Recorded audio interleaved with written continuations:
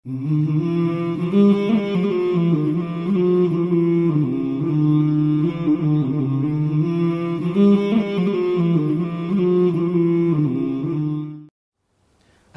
warahmatullahi wabarakatuh. Bismillah, salatu wassalamu ala rasulillah ma'bad.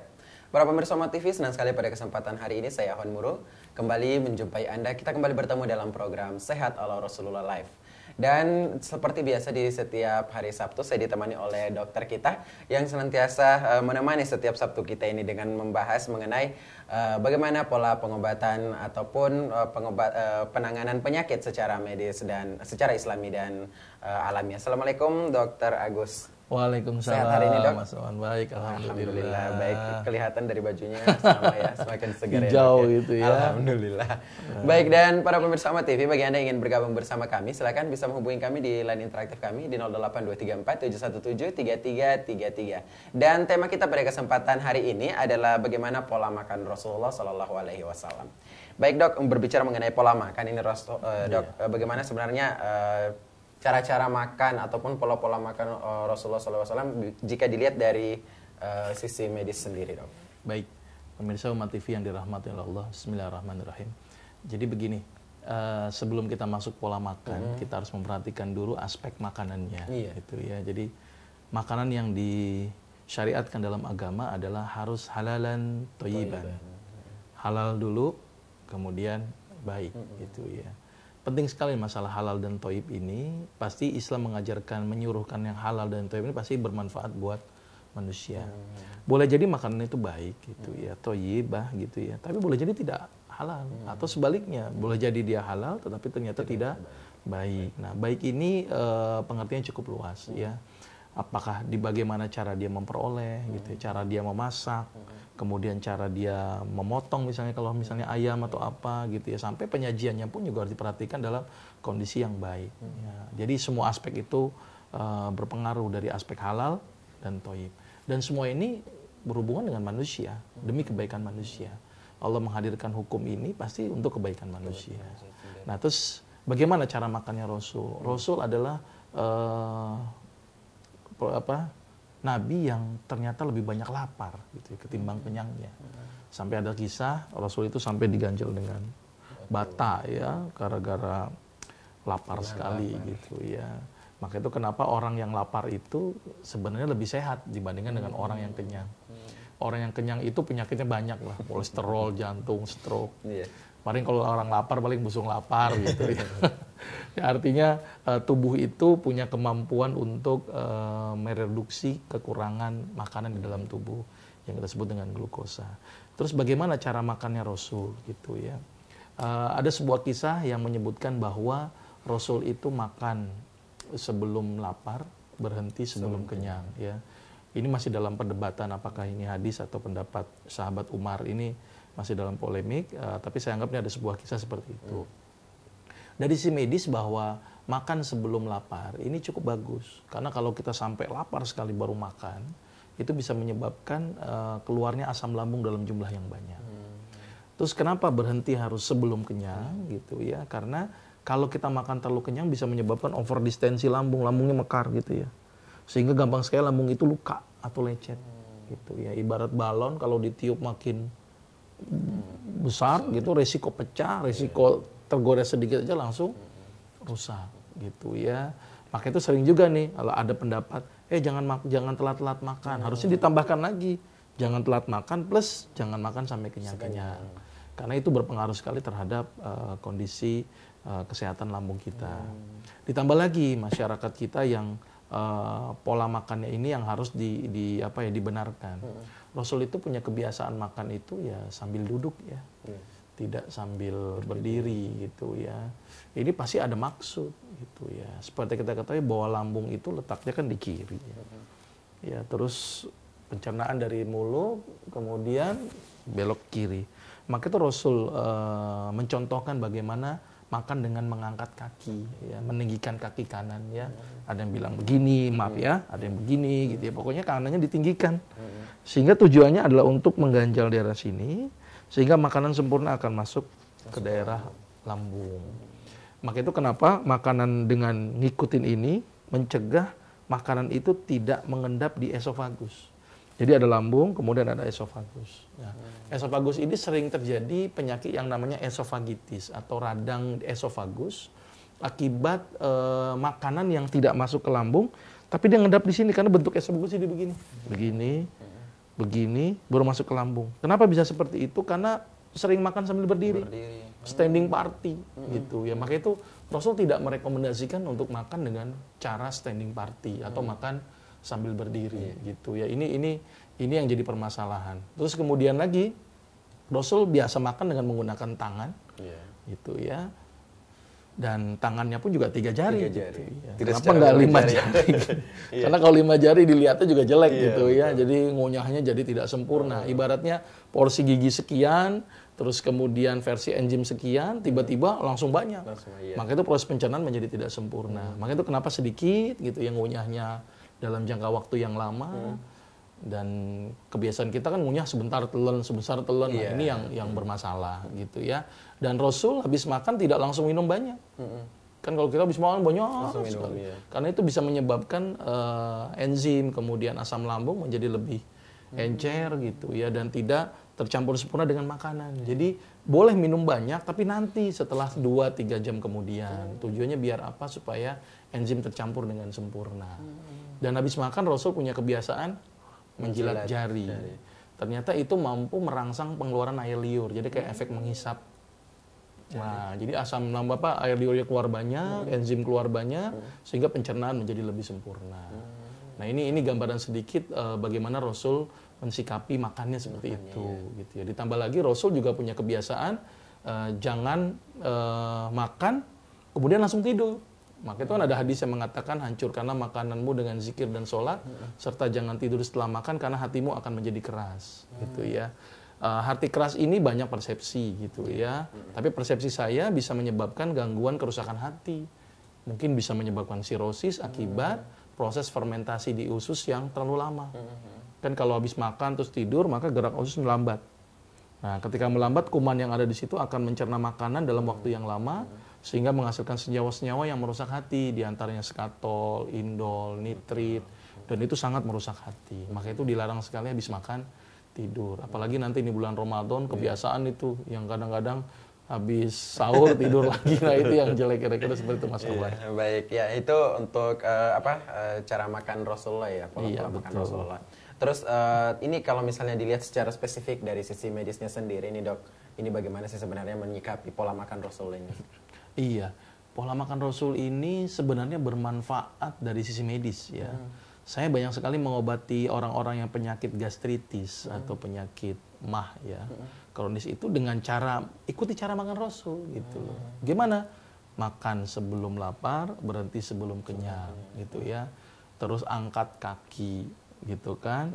Terus kemudian ngunyah yang lama gitu ya. Jumlah yang sedikit-sedikit. Menjilat air liur gitu ya, jari supaya air liurnya keluar. Ini ternyata cukup efektif untuk penanganan penyakit gastritis. Karena ternyata orang yang sakit gastritis itu tidak boleh telat makan dan tidak boleh kenyang-kenyang. Nah, ini saya aplikasikan gitu ya. Jadi kalau misalnya ada pasien datang, Dok, saya penyakit gastritis, salah satu yang pertama ikuti makan cara Rasul.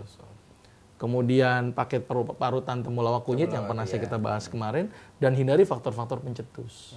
Gitu ya. Itu yang saya berikan kepada pasien saya, dan ternyata hasilnya bagus. Dalam waktu 3-4 bulan dia sudah baik itu kondisi lambungnya. Nah, itu salah satunya itu. Terus kemudian pencernaan juga menjadi lebih baik. Terhindar dari penyakit yang tadi saya bilang, esofagitis. Radang esofagus akibat sisa makanan yang tidak masuk ke lambung, dia ngendap di situ.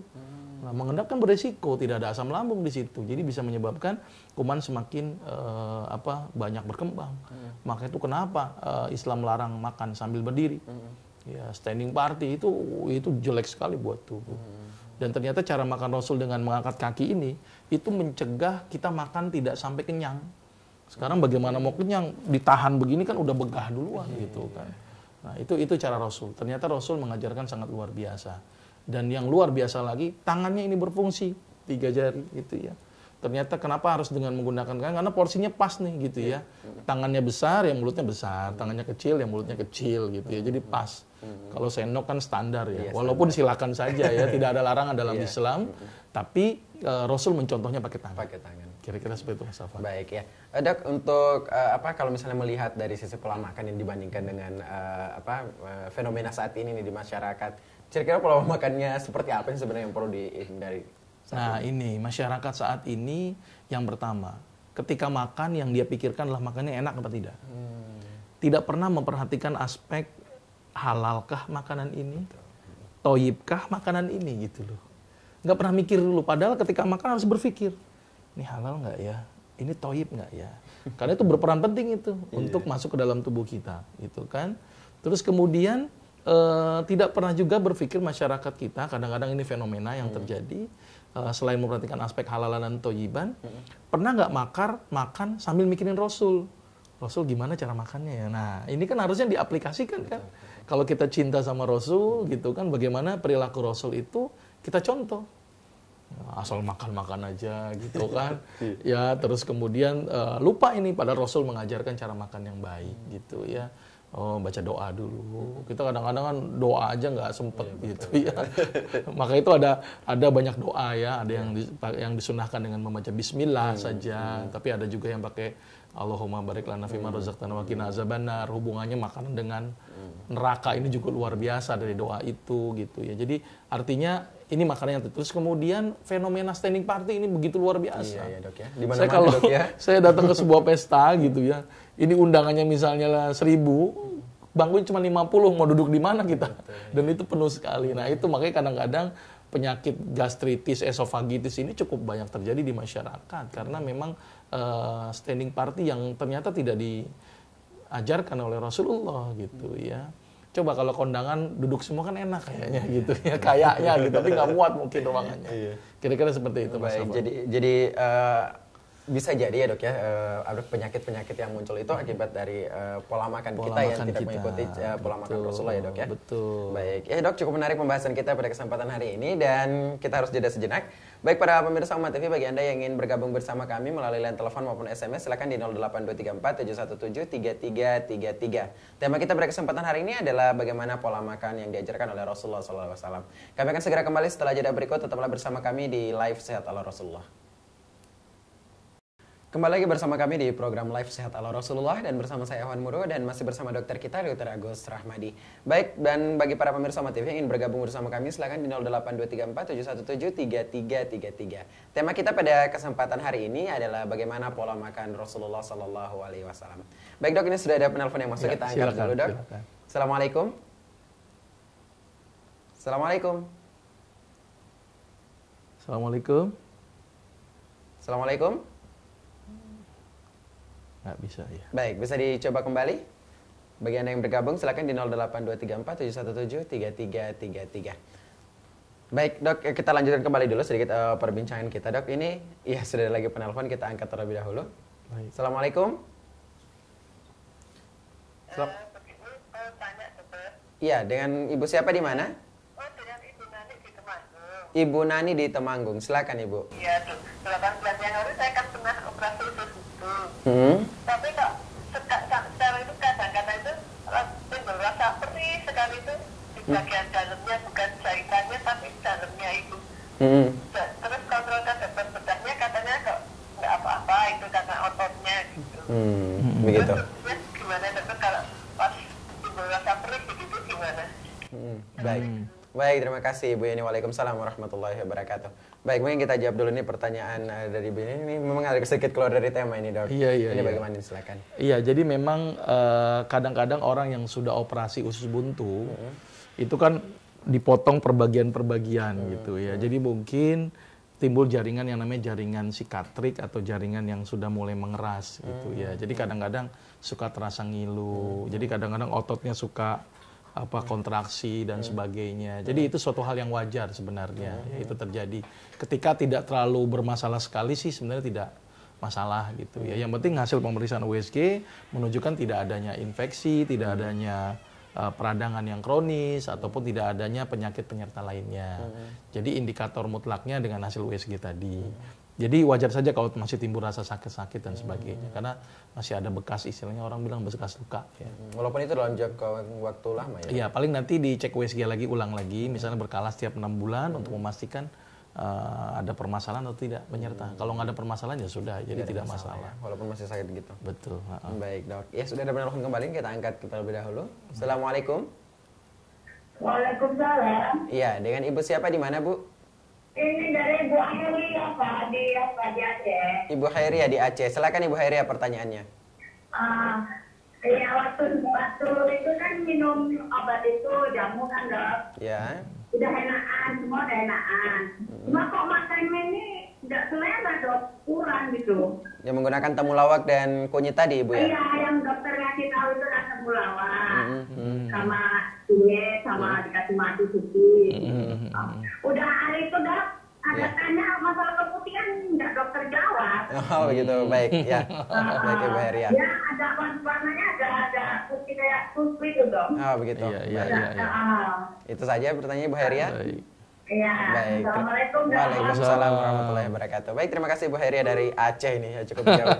Ya ini pertanyaannya dok, sebenarnya unik sekali nih dok. Dia sudah mencobanya tapi nafsu makannya tidak selera, tapi bukannya lebih bagus laparin dok? Seharusnya sih temulawak dan kunyit itu mengandung kurkuma atau kurkuminoid yang ternyata merangsang nafsu makan. Nah, saya tidak tahu kenapa kok tidak timbul nafsu makan gitu kan. Menurut saya apa itu yang terbaik untuk dietnya ibu, atau mungkin jenis makanannya ibu tidak berselera gitu kan. Karena secara teoritis yang saya takutkan pada penderita penyakit mah itu malah nafsu makannya muncul. Karena mengandung senyawa kurkuminoid, itu menambah nafsu makan. Malah saya bingung kok ini ibu nggak timbul nafsu makan. Berarti kan mungkin ada suatu hal yang lain yang harus kita coba dikoreksi lagi. Nah, masalah keputihan Bu, itu perhatikan lagi. Kalau tidak gatal, tidak berbau, tidak berubah warna, cukup warna putih saja, itu Bu nggak usah khawatir. Ya, karena bisa jadi namanya keputihan fisiologis karena faktor kelelahan, menjelang ovulasi, menjelang haid, ya rangsangan seksual, itu ada beberapa keputihan tapi itu fisiologis. Selama tidak ada perubahan warna gitu kan, jadi warnanya coklat, apa misalnya kuning atau warna apa, ibu nggak usah khawatir gitu ya.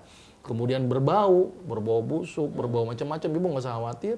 Atau gatal yang sangat, gitu ya, itu baru dikhawatirkan. Coba ibu perhatikan lagi, apa karena faktor itu fisiologis atau karena faktor patologis, gitu ya. Gitu. Baik, nanti mungkin sering dicek Ya, juga ya dok? ya, baik. Baik, kita angkat telepon selanjutnya. Assalamualaikum. Waalaikumsalam. Waalaikumsalam warahmatullahi wabarakatuh. Dengan Bapak siapa di mana Pak? Dari Sudirman di Laloa, Kabupaten Luwu. Baik, dengan Pak Sudirman di Luwu. Silakan pertanyaannya Pak.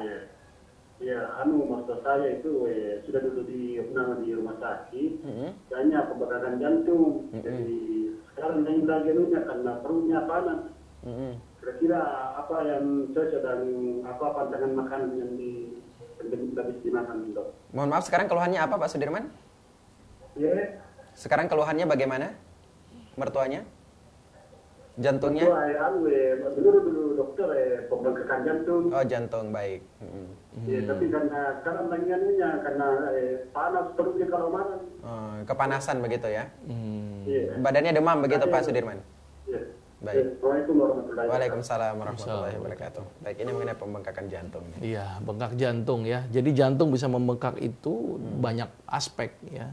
Bisa karena dari jantung koroner gitu ya, bisa jadi infeksi jantung, bisa dari kelainan katup gitu ya. Jadi banyak aspek ini. Saya harus perjelas dulu penyebab dari penyakit jantungnya ini apa. Tapi intinya dalam dunia kedokteran, orang yang bengkak jantung pasti diberikan obat-obat yang bersifat diuretik. Ya, tujuannya adalah untuk mengurangi beban jantung dan supaya tidak bengkak. Nah, obat-obat yang bersifat diuretik itu sebenarnya memang bisa disubstitusi, tapi memang tidak sekuat obat jantung sintetik gitu ya. Salah satunya adalah kumis kucing, kemudian seledri, kemudian timun, kemudian alang-alang. Itu adalah beberapa komponen yang memiliki efek fase diuretik ya. Memang ada beberapa obat yang diberikan pada penderita penyakit jantung, misalnya golongan seperti salisilat gitu ya. Itu ternyata mengiritasi lambung. Jadi memang kadang-kadang bikin sakit. Nah, solusinya bagaimana? Biasanya dunia kedokteran akan memberikan golongan obat seperti omeprazol atau golongan ranitidin, simetidin dan sebagainya untuk mengatasi itu gitu ya. Tapi ada cara yang sederhana untuk mengatasi masalah perihnya, yaitu dengan tadi memperbanyak kunyit dan temulawak. Karena itu mampu melindungi lambung dari efek negatif dari obat. Jadi seperti pola itu. makan juga ya? Ya, pengaturan pola makan dan sebagainya gitu ya. Jadi cari dulu penyebabnya apa nih, kan masih luas ya. Bengkak jantung itu hanya sebuah fenomena dari sebuah penyakit gitu ya. Terus masalah perutnya sakit itu bisa jadi disebabkan karena obat atau bisa jadi disebabkan karena cara makan yang tidak tepat. Jadi masih harus banyak dikoreksi. Tadi demam katanya tiap malam, Dok. Kalau demam berarti berpikirlah mungkin penyakit jantungnya, bengkak jantungnya karena infeksi jantung. Maka bisa diberikan antibiotik gitu ya. Nah, antibiotik ya mau kimia sintetik atau misalnya herbal, salah satu herbal itu adalah sambiloto. Itu mengandung efek antibiotik terhadap beberapa kuman. Kira-kira seperti itu, Mas Afan. Baik, ya terima kasih dokter atas jawabannya. Ini sudah menelpon kembali, Dok, kita angkat kembali. Assalamualaikum. Waalaikumsalam warahmatullahi wabarakatuh. Baik, dengan Ibu siapa di mana, Bu? Dari Bu Yuli Hartono di Cepu. Baik, Ibu Yuli Hartono di Cepu, Jawa Tengah ya, Bu ya? Ya, silakan. Yang saya tanyakan ini, Dok. Ya, saya tangan sebelah kanan ini sering kesemutan, Dok. Kesemutan ya. Nah, saya sudah cek kolesterol normal, cek Gula darah juga normal, kemudian cek tensi juga normal. Sekarang usia saya 48, Dok. 48 tahun. Kemudian yang kedua, Dok, saya lihat Dokter Agus ini kan selalu sehat ya. Enggak betul. Seri, Dok, untuk ini menu, salah satu contoh saja menu makanan yang sehat yang dokter lakukan. Baik. Terima kasih, Dok, atas jawabannya. Baik. Assalamualaikum warahmatullahi wabarakatuh. Waalaikumsalam warahmatullahi wabarakatuh. Baik, terima kasih untuk Ibu di Cepu, Jawa Tengah. Ini langsung saya jawab pertanyaannya, Dok. Yang pertama dulu tadi, Dok, mengenai kesemutan. Jadi gini, Bu, kesemutan ini banyak faktor ya.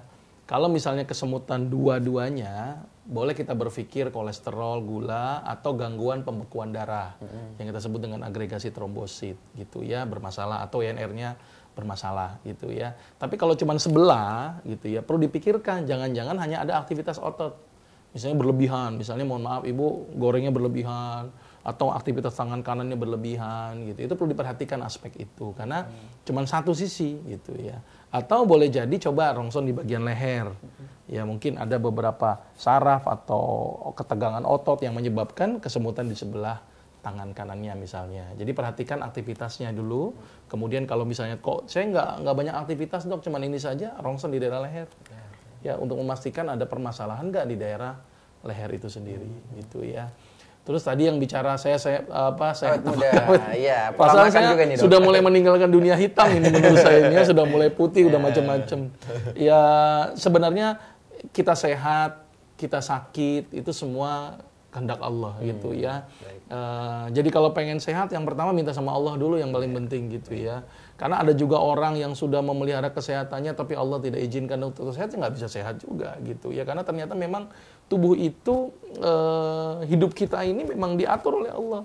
Jadi sel itu membelah, siapa yang menyuruh? Tidak yang menyuruh, Allah yang mengatur di sana. Jadi langkah pertama ya harus dekat dengan Allah dulu. Yang kedua ikuti cara Rasul aja. Ya Rasul suruh ngapa ikutin. Walaupun kita tidak bisa 100% ikutin Rasul, tapi ternyata ajaran Rasul itu bikin kita menjadi sehat gitu ya. Terus kemudian jangan apa-apa obat. Imunitas tubuh kita diberdayakan ya. Maka itu kenapa nenek moyang kita zaman dulu sehat-sehat karena imunitas tubuhnya diberdayakan gitu ya. Kebenaran saya setiap hari juga menghadapi pasien batuk pilek juga, Bu. Itu sehari bisa 100 pasien yang hadapin untuk batuk pilek. Itu kalau saya ngobatin terus, setiap hari minum obat, setiap hari minum obat, Bu. Tapi apa yang saya lakukan? Ya pertama minta sama Allah, yang kedua ya tadi ikuti Rasul, dan yang ketiga imun saya latih. Dilatih, ya. Saya nggak harus banyak berobat, saya akan membentuk itu sebagai vaksin alami dari Allah untuk membentuk imunitas tubuh saya. Baik. Kira-kira seperti itu, Bu. Iya, ini informasi yang sangat penting juga untuk semua ini biar tetap awet muda. Baik, terima kasih Dok atas jawaban pertanyaannya. Baik, bagi para pemirsa yang ingin bergabung bersama kami silakan di 08234717333. Ini sudah ada penelpon kembali, kita angkat dulu Ustaz. Assalamualaikum. Waalaikumsalam. Iya, dengan saya mau tanya. Dengan Ibu siapa di mana, mohon maaf? Dengan Ibu Khadijah di Karo. Baik, Ibu Khadijah di Karo ya. Silakan pertanyaannya. Iya. Dok, saya mau nanya. Iya, silakan Bu. Ini kan hari kita masuk bulan Ramadan. Iya. Bagaimana pola sahur yang sehat? Itu kan pola tuh Buka pola puasa. makan untuk buka. Dan kemudian Dok, saya mau tanya lagi. Katanya Habibie itu pintar karena banyak puasa sunnah. Aku nanya puasa Puasa. dengan kepisahan Dok. Oh iya. Terima kasih. Baik. Assalamualaikum warahmatullahi wabarakatuh. Waalaikumsalam warahmatullahi wabarakatuh. Baik, terima kasih Ibu Hadijah di Karo, Sumatera Utara atas pertanyaannya. Langsung dijawab dulu pertanyaan Ini pertama nih, Dok. kajian minggu depan Oh, ini gitu, Pak, ya? Saya berharap Ibu nanti nonton lagi minggu depan. baik. Saya akan mengkaji secara tuntas hubungan puasa dengan kesehatan, termasuk hubungan puasa dengan kecerdasan. Kecerdasan. Itu nanti saya terangkan. Karena ini dilakukan penelitian juga Bu di sebuah universitas yang melakukan penelitian, sekelompok mahasiswa disuruh puasa, sekelompok mahasiswa tidak disuruh puasa. Kemudian dibikin ujian. Ternyata yang puasa itu skornya lebih tinggi daripada yang tidak berpuasa. Di situ hubungannya adalah ternyata puasa bikin cerdas. Nah, saksikan berarti minggu depan. Minggu depan ya, pekan Gitu depan ya. insya Allah Pekan kita depan akan saya akan bahas terangkan ini. secara tuntas. Baik, mungkin yang tentang buka puasa tadi, Dok, pola untuk Berarti sahur. minggu depan. Oh, minggu depan Minggu juga. depan. Baik, ya. Jadi Biar untuk nonton lagi Umat TV Baik, nanti. untuk Ibu Hadijah, insya Allah pertanyaannya akan dijawab pekan depan. Jadi Ibu Hadijah bisa masuk kembali ya pekan depan. Iya, iya. Baik, kita angkat penelpon selanjutnya. Assalamualaikum. Assalamualaikum. Waalaikumsalam warahmatullahi wabarakatuh. Dengan Bapak siapa di mana, Pak? Anda sama Rinda. Pak Angga di mana, Pak? Di Samarinda. Rinda. Iya, silakan pertanyaannya, Pak Angga. Ya. Assalamualaikum, Dok. Waalaikumsalam, Pak. Assalamualaikum. Iya. Dok, saya DM. Iya. Malah sudah diambil vaksin. Ada teman menyarankan minum berbulan daun jagung ya. Atau kelopak jagung, termasuk kumisnya, ya termasuk jagungnya. Itu diminum airnya. Tapi enak Dok, manis. Memang manisnya nggak terlalu manis Pak. Itu baik. Pertanyaan saya, apa mungkin dengan obat gula darah gitu minimal mengurangi gula darah saya gitu Dok? Gula darah. Ya, saya tahu memang daun salam, ya tahu gitu Dok. Baik. Itu saja pertanyaannya. Assalamualaikum. Waalaikumsalam warahmatullahi wabarakatuh. Terima kasih Pak Angga dari Samarinda atas pertanyaannya. Iya, ini pertanyaan mengenai ada saran dari Diabetes, temannya mengenai rebusan jagung tadi di minggu Oh, itu iya, bagaimana, Dok? Katanya manis. Jadi begini Pak, obat di alam ini memang kebanyakan juga memiliki efek hipoglikemik. Tidak hanya daun salam. Ada brotowali, ada sambiloto, ada mahkota dewa, ada kayu manis, ada tapak dara. Banyak sekali yang memiliki efek hipoglikemik. Cuman kadang-kadang satu tanaman obat itu ada efek ganda, efek ini. Misalnya menurunkan gula, tapi ternyata efeknya ke sini.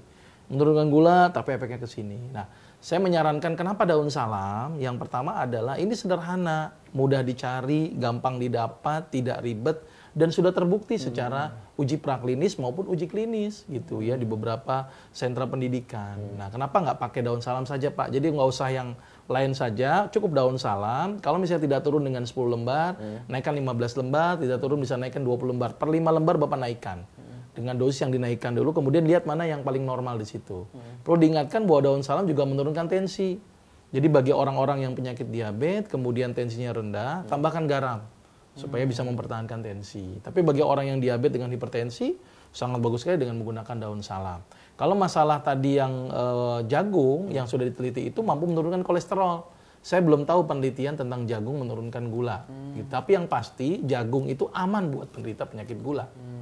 Ya, tapi kalau menurunkan gula saya belum tahu. Tapi aman buat penderita Boleh gula. dikonsumsi ya, Dok? Boleh dikonsumsi. Ya, karena memang itu sangat aman buat penderita gula. Maka itu kan ada beberapa produk di luar yang simbolnya jagung gitu kan. Karena memang dia sangat aman buat penderita penyakit diabetes gitu ya. Tapi kalau untuk menurunkan diabetes saya belum tahu penelitian itu. Itu kira-kira. Baik, terima kasih Dok atas jawaban pertanyaannya. Jadi untuk tadi tidak ada masalah ya untuk jagungnya, Dok. Iya, Baik, kita angkat penelpon terakhir Dok untuk segmen ini. Assalamualaikum. Waalaikumsalam. Iya, dengan Bapak siapa di mana, Pak? Dengan Afrizal Pak Afrizal di mana, Pak Afrizal? di Riau Pak. Di Riau. Iya. Ya, silakan pertanyaannya Pak Afrizal. Ya, assalamualaikum Dokter Agus. Waalaikumsalam warahmatullahi wabarakatuh, Pak. Mau nanya ini masalah varietes Pak. Iya. Rises, ya. Kalau saya tanya ke dokter, katanya jalan satu-satunya operasi. Jadi Iya. kalau secara herbal gimana Pak? Kalau varietes ini? Oh, begitu. Baik. Iya, iya. Pertanyaan. Terima kasih sebelumnya, Pak. Baik. Waalaikumsalam. Waalaikumsalam warahmatullahi wabarakatuh. Terima kasih Pak Afrizal di Riau atas pertanyaannya. Baik, bisa langsung jawab. Iya, memang varises ini cukup sulit ya. Jadi ada sumbatan di pembuluh darah vena gitu ya. Sumbatannya banyak faktor ya. Bisa karena otot yang berlebihan ke aktivitas berat, misalnya orang banyak berdiri atau penggunaan otot karena bikin varises. Bisa juga karena sumbatan yang lain yang kita tidak tahu gitu ya. Kalau misalnya Bapak gemuk, sebaiknya coba turunkan berat badan. Kalau Bapak misalnya ada keluhan misalnya aktivitas otot berlebih, kurangi aktivitas ototnya. Sambil mungkin dilakukan pemijatan ringan saja dulu ya. Karena ini bukan emergensi untuk operasi, bukan sesuatu yang mengancam jiwa, Pak ya. Jadi coba dengan urut dulu ya, supaya tujuannya biar melancarkan sirkulasi darah dan memperbaiki sumbatan yang ada di proksimal atau di bagian atas dari varisesnya itu sendiri. Tapi jangan terlalu kencang, karena kalau kencang nanti pembuluh darahnya pecah. Itu cukup beresiko gitu ya. Tapi dengan minimal massage itu minimal bisa membantu. Tapi harus bertahap ya, nggak bisa langsung Bapak baik gitu ya, butuh waktu yang cukup lama. Gitu ya. Terima kasih Dok atas jawabannya. Dan sangat menarik dan masih banyak juga ini pemirsa kita yang ingin bergabung. Tapi untuk segmen ini kita cukupkan dulu, kita akan lanjutkan ke segmen selanjutnya. Dan bagi Anda yang masih ingin bergabung silakan di 08234 717 3333. Tema kita pada kesempatan hari ini adalah bagaimana pola makan Rasulullah SAW. Kami akan segera kembali setelah jeda berikut. Tetaplah bersama kami di Live Sehat ala Rasulullah. Kembali lagi bersama kami di program Sehat ala Rasulullah dan masih bersama saya Ahwan Muro dan dokter kita Dr. Agus Rahmadi. Dan tema kita pada kesempatan hari ini adalah bagaimana pola makan yang diajarkan oleh Rasulullah SAW. Baik, kita angkat penelpon dulu nih Dok sebelum kita lanjut ke SMS. Assalamualaikum. Assalamualaikum. Waalaikumsalam warahmatullahi wabarakatuh. Dengan Aisyah di Lampung ya? Iya. Iya, silakan pertanyaannya Mbak Aisyah. Iya. Ini saya mau bertanya Bapak. Iya. Waktu itu kan saya mendapatkan nasihat dari umat TV ini. Jika puasa nanti kita harus banyak-banyak makan sayuran dan buah. Itu buah apa dan sayuran apa? Karena saya itu nggak suka makan sayur. Nah, begitu. Baik. Itu saya pertanyaannya. Iya. Dan ini apa buah itu buah apa? Iya, baik. Itu saja pertanyaannya. Ya, terima kasih. Terima kasih. Wassalamualaikum. Waalaikumsalam warahmatullahi wabarakatuh. Baik, ini pekan depan dibahas juga atau bagaimana ini Dok? Ya udah sedikit saja ya. Boleh, silakan. Buah yang saya rekomendasikan adalah buah yang tinggi pektin. Yang terbaik adalah apel. Karena ternyata apel itu mampu mengikat air, mengikat glukosa, mengikat lemak, sehingga nanti dia bisa merilis sedikit demi sedikit, sehingga kita tidak akan merasa kehausan ketika di siang harinya. Terus kemudian sayur yang baik-baik adalah sayur yang tinggi serat, itu juga mampu mengikat air. Nah nanti untuk lebih jelasnya, Pekan depan ya, kaji Dok, minggu depan. Baik, insya Allah. Pekan depan kita akan bahas ini. Jadi Mbak Aisyah harus sabar dulu ya, pekan depan kita akan bahas kembali. Baik. Kita angkat penelpon terakhir untuk segmen ini. Assalamualaikum. Waalaikumsalam. Iya, dengan Ibu siapa di mana Bu? Nah, ini dengan Ibu Ing, Pak Ustaz. Ibu Ya. Ing, di mana Ibu Ing? Mau tanya, Ibu Ing di Padang. Di Padang, silakan pertanyaannya. Assalamualaikum, dokter. Waalaikumsalam warahmatullahi wabarakatuh. Silakan Bu. Dokter, saya mau tanya nih, suami saya kan sering badannya suatu-suatu lemas. Dalam waktu sekejap juga bisa segar balik. Nah, itu kenapa itu? Ustaz? Umurnya berapa Bu? Dokter. Umurnya berapa Bu? Umurnya? Umurnya 50. Kalau gulanya normal, stabil. Kalau kolesterol pun stabil. Jadi ini karena memang dia dari perutnya juga ini siapa bisa mempengaruhi itu apa jenisnya dokter ke lemas gitu. Dan masih terus kayak nggak berdaya lagi. Baik Ibu Ing. Baik, itu saja Ibu Ing pertanyaannya. Itu saja pertanyaannya. Iya itu aja. Baik. Iya, terima kasih Iya. Ibu Ing. Iya. Assalamualaikum. Waalaikumsalam warahmatullahi wabarakatuh. Terima kasih kembali untuk Ibu Ing di Padang, dan Ibu Ing adalah penelpon terakhir kita untuk hari ini dan kita akan bahas kembali SMS. Silakan dijawab dulu Dok. Jadi lemas ini banyak faktor ya Bu ya. Misalnya orang yang punya permasalahan diabetes itu juga lemas. Tapi dijawab tadi kata tidak ada diabetes. Orang yang tensinya rendah atau anemia itu juga rendah, juga lemas itu. Makanya saya minta tolong cek anemia, cek HB. Itu juga orang bikin lemas. Kalau HB-nya rendah pasti dia lemas. Terus kemudian orang yang punya gangguan hati itu juga bikin lemas gitu ya. Atau mohon maaf, orang yang kerjaannya misalnya sering begadang itu juga bikin lemas juga.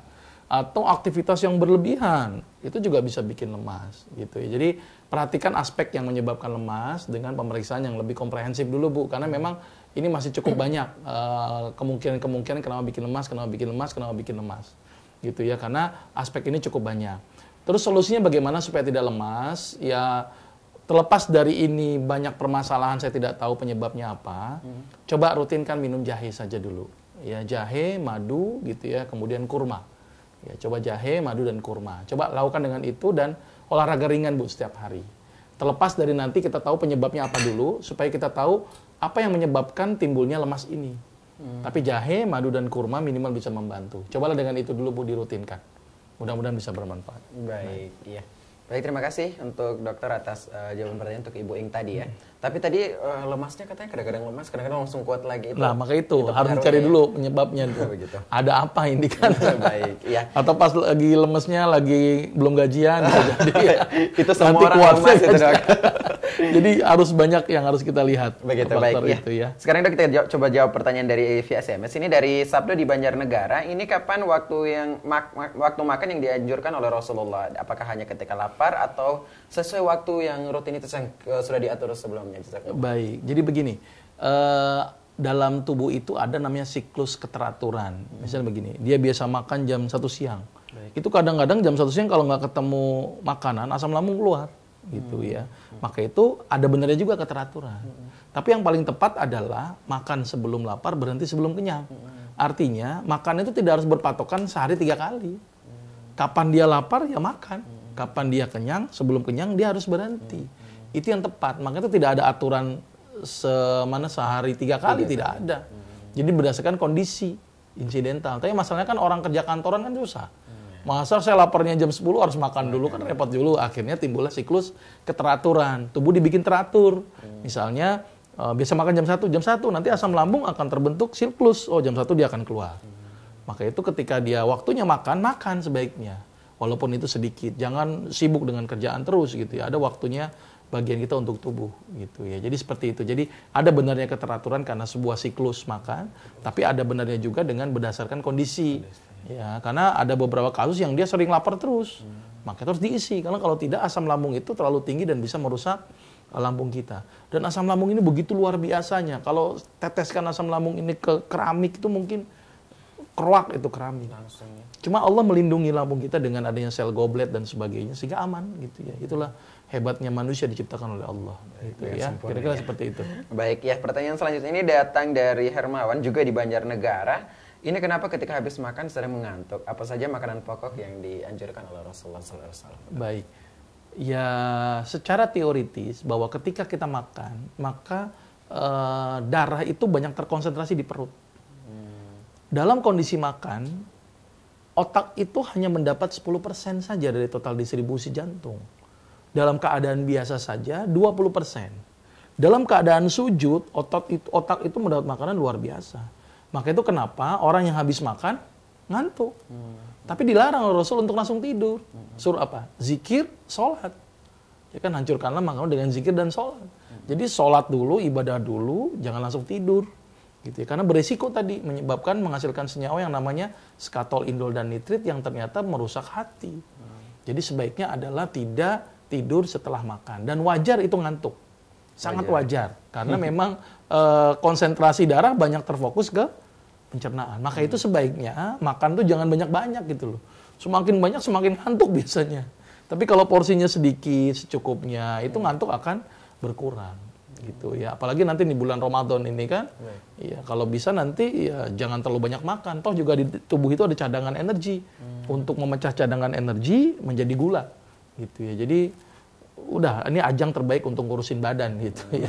Biarin aja gitu loh, jangan apa banyak makan gitu ya. Karena semakin banyak bayi semakin ngantuk. Kemudian gitu, balas dendam ya. Balas dendam. Ada yang biasanya balas gitu dendam. Ya. Dan saya minta olahraga lah, dirutinkan olahraga supaya tidak gampang ngantuk. Baik, jadi olahraga nggak perlu berhenti ya di bulan Ramadan. Betul, tidak perlu berhenti gitu ya. Baik Dok, ini kita ambil pertanyaan selanjutnya datang dari Ibu Dera di Subang. Ini mau tanya di sini kan Rasulullah mengajarkan kita untuk tidak makan sambil berdiri. Terus bagaimana kalau misalnya makan pada anak dan sambil disuapin, itu gimana hukumnya Dok? Apa boleh atau tidak? Iya, hukum ini kan berlaku untuk orang yang sudah dewasa Balik ya. gitu ya. Jadi kalau masih anak-anak, hukum ini pasti tidak berlaku gitu ya, karena memang pencernaan juga dia masih pendek gitu ya, tidak terlalu panjang gitu ya. Tapi sebaiknya anak sudah mulai diajarkan dengan cara yang benar gitu ya. Suruh duduk, ayo makan duduk, dibiasakan. Karena kalau dibiasakan lari-lari terus-terus juga jadi nggak bagus juga buat si anak itu sendiri. Tidak timbul keteraturan, maka itu keteraturan itu dimulai sejak dini. Diajarkan. Walaupun tidak seberat pada orang dewasa efek-efeknya, anak kecil pun sudah mulai diajarkan sejak dini. Tapi sekali lagi hukum itu berlaku ketika dia sudah mulai balik gitu ya. Jadi seperti itu, Bu. Jadi untuk anak oke, tapi tolong dibiasakan. Suruh bahkan sebagai duduk gitu ya, jangan sambil berdiri gitu ya, karena ada efek-efek yang sangat merugikan, apalagi sambil lari-lari gitu ya. Malah jadi muntah nanti dia. Kira-kira seperti itu. Baik, gitu Dok. ya. Terima kasih, Dok. Jadi memang dari kecil harus dibiasakan dengan pola makan yang diajarkan oleh Rasulullah tadi ya, Dok ya. Oh ya, tadi saya lupa tuh jenis makanan apa yang Rasul lakukan gitu ya. Yang Rasul makan. Iya. Rasul tuh biasa makan kurma gitu ya. Kurma sedikit saja itu energinya cukup luar biasa. Maka itu kan disunahkan makan kurma 7 butir setiap pagi. Itu sarapannya itu luar biasa, itu kuat itu Rasul karena memang energinya luar biasa. Gitu ya, Rasul makan gandum, Rasul juga minum susu, Rasul juga makan daging, jadi bervariasi gitu ya, tidak hanya monoton hanya itu saja terus gitu ya. Kira-kira seperti itu. Baik, Dok. Ya, kita ambil pertanyaan selanjutnya, ini datang dari Pak Iwono di Banjarnegara. Ini mengenai makan dengan lesehan ini, Dok, bukan di kursi. Sisi baiknya untuk kesehatan bagaimana ini, Dok? Iya, memang zaman Rasul itu memang lesehan gitu ya, di bawah gitu, ngakinya diangkat gitu ya. Jadi orang bilang gaya warteg, orang bilang ya memang seperti itu. Jadi bukan di kursi begini gitu ya, memang di bawah gitu ya, karena ternyata lebih nekuk. Kalau di kursi gini kan nekuknya ini kurang gitu ya. Jadi di bawah itu nekuknya jauh lebih bagus. Jadi dari aspek kesehatan tadi, mencegah penyakit esofagitis, mencegah jadi over distensi lambung, mencegah kita tidak terlalu kenyang, membatasi makan kita karena ditahan dengan kaki kita. Dan ini indikator juga kita ini gendut apa enggak. Umumnya orang yang gendut tuh makan ngangkat kaki tuh susahnya minta ampun umumnya. Ya, jadi kalau mulai kegendutan, tesnya itu dengan ngangkat kaki kanan kita. Kalau ternyata kan kita susah. Pas makannya gampang, berarti kita masih ideal ya? Gitu. Tapi kalau udah susah begini, nggak nyampe-nyampe, itu jadi masalah. Baik. Ya, jadi ini perlu dipraktekkan juga nih untuk orang yang memiliki tubuh yang besar ini, apakah masih bisa normal makan ketika mengangkat kaki ya? Coba dites. Baik, Dok. Ya, ini saya ambil pertanyaan, Dok, tapi walaupun tidak ada hubungannya dengan materi. Assalamualaikum, Dok. Salam buat untuk semua kru Rumah TV, salam kembali dari seorang ibu di Papua. Ya, terima disebutkan namanya. Ini saya sering merasa kram, Dok, ketika kena air. Apakah ini pengaruh dari operasi sesar yang sudah 2 kali dan jaraknya sangat dekat? Dan pertanyaan selanjutnya, apakah ada kemungkinan saya dengan izin Allah nanti di anak ketiga saya bisa dengan normal, Dok? Iya, jadi memang kesemutan ini banyak faktor ya. Jadi kita tidak bisa membilang bahwa ini gara-gara sesar, ini gara-gara ini, sebelum dilakukan pemeriksaan lebih detail lagi. Saran saya sih standar untuk kesemutan itu berhubungan dengan sirkulasi darah dan saraf, 2 ini dulu. Periksalah kolesterol, periksalah gula, periksalah agregasi trombosit atau INR-nya untuk mengetahui kekentalan darah. Gitu ya. Atau perhatikan lagi, ada nggak daerah perut yang menahan aliran darah dari bawah ke atas. Saya tidak tahu apakah ini gara-gara sesar atau tidak, karena harus ada pemeriksaan lebih lanjut lagi. Bisa gara-gara sesar, juga bisa buka tidak gitu ya, karena banyak faktor gitu ya. Bisa jadi ada penyakit yang lain yang kita tidak tahu yang menyebabkan aliran darah dari bawah ke atas bermasalah. Jadi saran saya diperiksa, Bu, terlebih dahulu untuk memastikan apa yang menyebabkan kesemutan itu. Karena kesemutan itu adalah sebuah manifestasi dari sebuah penyakit yang kita tidak tahu sebelum dilakukan pemeriksaan. Tapi ini pada saat terkena air saja sama aja, Dok ya? Sama saja terkena air saja gitu ya. Ada tipikal manusia yang kena air kok langsung kesemutan gitu ya. Tapi kan harus dicek dulu gitu ya, karena apa. Tidak boleh. Saya tidak tahu juga airnya itu air dingin banget apa enggak. Karena kalau air dingin pun kita ya, pun juga kesemutan ya. Jadi harus banyak aspek gitu ya. Kira-kira seperti itu. Baik, Dok ya. Terima kasih atas jawaban pertanyaannya. Ini pertanyaan yang saya ambil juga tidak ada hubungan dengan materi, tapi tidak apa-apa dijawab dulu, Dok ya. Nanti kita akan bahas di pertemuan selanjutnya. Ini dari Ibu Rian di Padang Sidimpuan. Wah, saya ibu 2 anak mengalami ambeian karena waktu dulu hamil anak pertama sakit, susah makan dan BAB. Sehingga mengakibatkan sampai berdarah dan sampai ambeian. Sekarang saya jadi takut untuk hamil lagi karena waktu mau lahir anak kedua terasa banget ambeiannya itu mau ikut keluar. Kemudian sekarang kalau BAB pasti keluar dan menonjol ambeian itu. Ini harus bagaimana, Dok? Baik. Ambeien itu ada satu daun yang cukup bagus, namanya daun ungu, daun wungu namanya. Fungsi daun itu adalah untuk melancarkan sirkulasi darah, mengembang atau merevitalisasi pembuluh darah. Kan sebenarnya ambeien itu adalah pembuluh darah yang berkelok-kelok, gitu, yang disebabkan karena tersumbatnya atau arah baliknya bermasalah. Maka itu saran saya, ibu pertama harus buang air besar setiap hari. Lancarkan buang air besar, rutinkan minum yang cukup, serat yang cukup, gitu ya. Jangan banyak teriak-teriak, jangan banyak menggunakan otot perut, jangan mengangkat yang berat-berat. Karena itu sangat berpengaruh. Ya, jangan ngeden saat buang air besar. Jadi kalau kebelet saja, gitu ya. Terus kalau makanan yang saya rekomendasikan salah satunya adalah lidah buaya. Gitu, lidah buaya kombinasi dengan daun ungu. Mudah-mudahan nanti kalau memang sirkulasinya bagus lagi, maka pembuluh darah juga akan baik lagi. Tapi kalau sudah grade 4, gitu ya, grade 4 yang sudah mengalami perdarahan masif, mau tidak mau itu harus dioperasi, Bu. Tidak bisa dengan menggunakan herbal, cukup sulit, gitu ya. Artinya dilakukan dengan tindakan operatif. Insya Allah seperti itu. Baik, terima kasih dok. Ini saya ambil dok, berbicara kita kembali ke pola makan tadi ya dok ya. Saat ini kalau kita lihat fenomena dok sebagai penutup ini dari pertemuan kita hari ini, banyak dari kita sekarang dok itu maunya yang instan dok. Misalnya makannya pengennya langsung yang gampang ditelan, kemudian ada makanan-makanan yang serba instan, tidak mau repot gini itu bagaimana dok sebenarnya pengaruhnya dengan kesehatan kita? Nah ini, maka itu ada seorang peneliti bilang seperti ini nanti manusia ini beberapa tahun akan datang akan berubah nih. Seperti gambaran alien orang bilang. Karena kenapa? Karena terjadinya degradasi fungsi organ. Contoh yang paling sederhana, contoh ya. Kalau ada makanan keras dan empuk, apa yang dilakukan manusia? Pilihnya yang empuk. Otomatis gigi rahang kita gimana? Malas untuk ngunyah. Malah kalau perlu nggak usah gigit deh, langsung telan gitu ya.